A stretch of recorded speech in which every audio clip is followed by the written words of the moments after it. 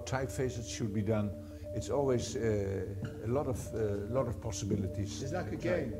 Yes, it's like a game. Yeah, you have to find your way and then try to do it as systematic as possible. So it took me about 2 years, or in between. I didn't continue to work on it, and every now and then I started to work. But you see here sometimes there are diagonals in it. But yes, I think I'm on one hand a typical typographer, because I always work with type.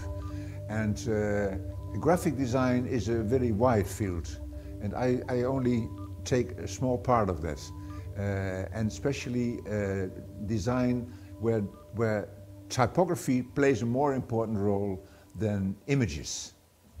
But sometimes it's a combination. Yes. On the other hand, I also do a lot of exhibitions, yes. So three-dimensional work. And that, for me, is the tension between the two sides, the two-dimensional thing and the three-dimensional thing, that's what I like, to work from one in the other field.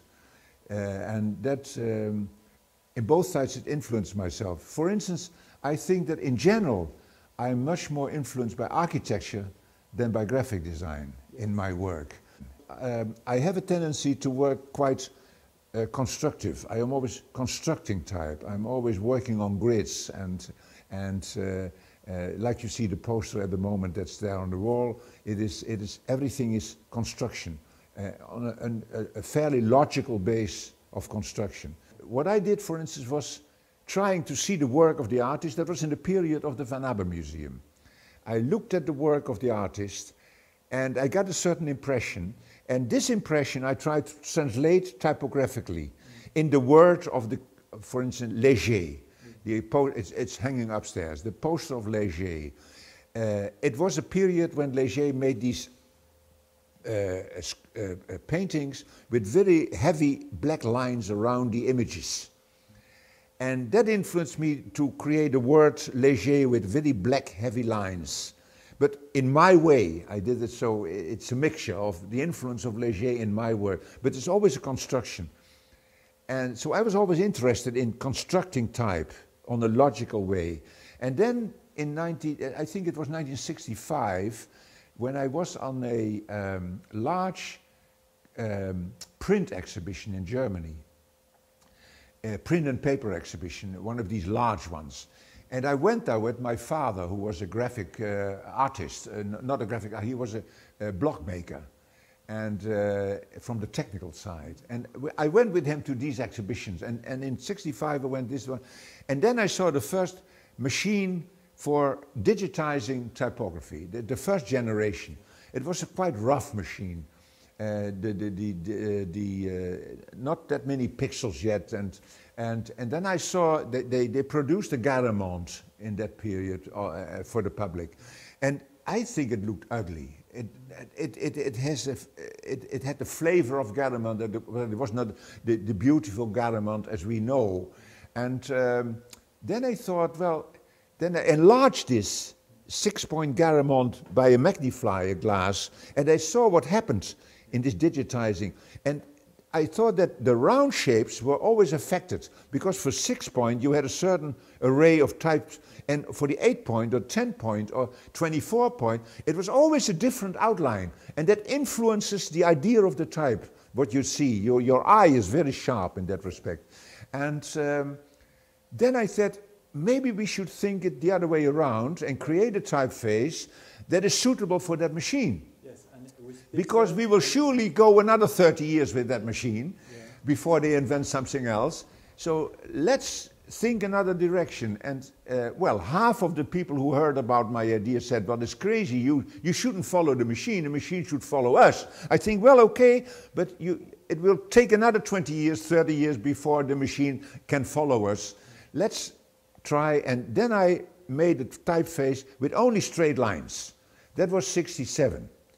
And then I called it the Nieuw Alfabet. And you said also at that period you make a lecture as the ATP, design tip for the computer age. Yes. That was the beginning of this. That was approach. it. That was it. It should be for the computer age started. You only read articles about computers. It was IBM, and IBM was my client. Yes. I worked for IBM. Yes. So I was happy that I always knew about the new developments. It was large machines, and I used pictures of such machines in the booklet I produced in that period on the New Alphabet.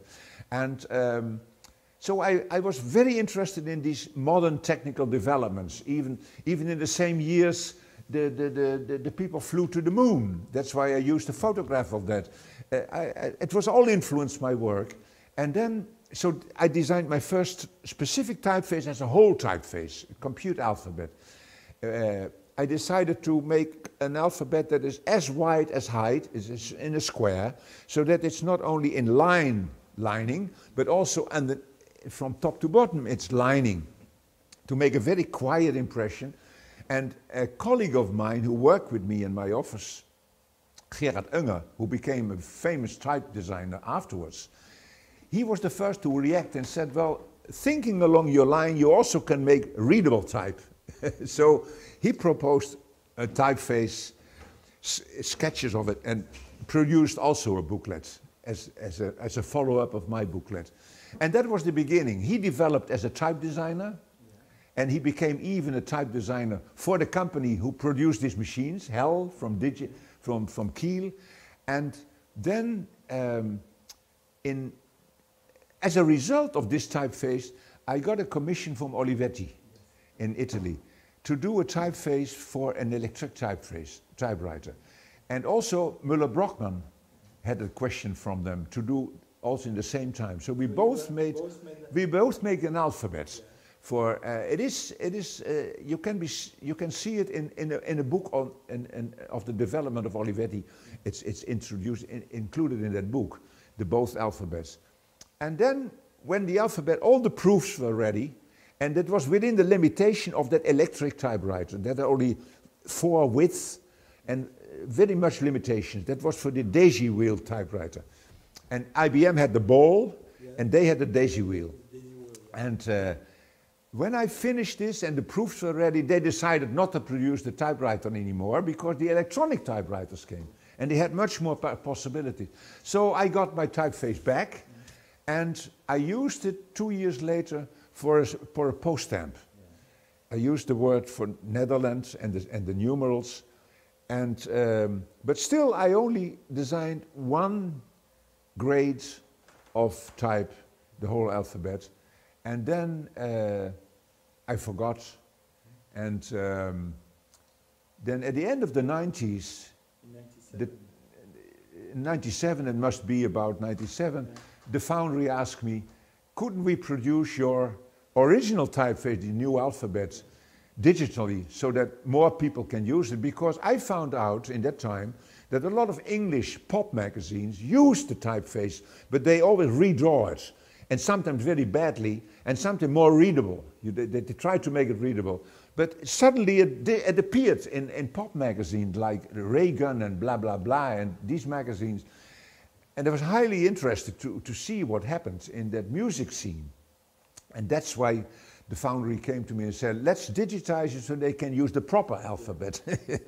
And then they asked me after that to look into my other alphabets, and the first was the Gridnik, and they called it the Gridnik in that time because my colleagues called me Gridnik in the 70s because of my work for the museum. They said, you are a Gridnik. And so when we had to decide on the name, we said, well, why not call it Gridnik? And then the alphabet of Claes Oldenburg they digitized, and they digitized some typefaces that they only made 1 word for a poster, and we developed with them the whole alphabet. And for the Gridnik, they made the light version and the normal version and the bold version, and they have now a stencil version and the fabrique, and so it developed. And I think we have now about 5 typefaces.